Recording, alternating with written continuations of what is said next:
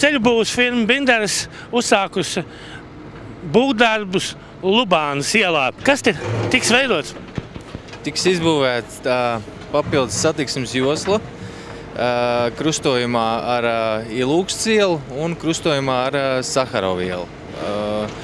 Un tiks nomainīta asfalta seguma virskārta visai labajai pusē Lubānas ielā un rekonstruēts apgaismojums.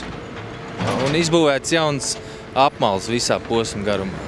Ar ko jārēķinās autovadītājiem? Kādas ir izmaiņas satiksmē?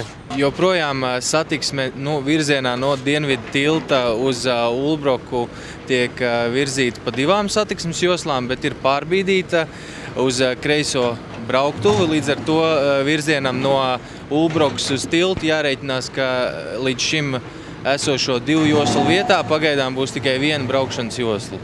Svarīgākie darbi, asfaltēšanas darbi tiks organizēti naktī. Līdz ar to no 11.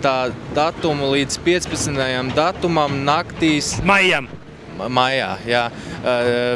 Naktīs satiksmei būs abos virzienos tikai viena braukšanas josla. Cienītajiem autovadītājiem lūgums līdz maija vidum agrās rīta stundās izvēlēties droši vien alternatīvas braukšanas maršruts, it sevišķi tiem, kas Rīgā iebrauc no Ulbrokas un brauc centra virzienā pa Lubānas ielu, jo būs ierobežota caurlaides spēja.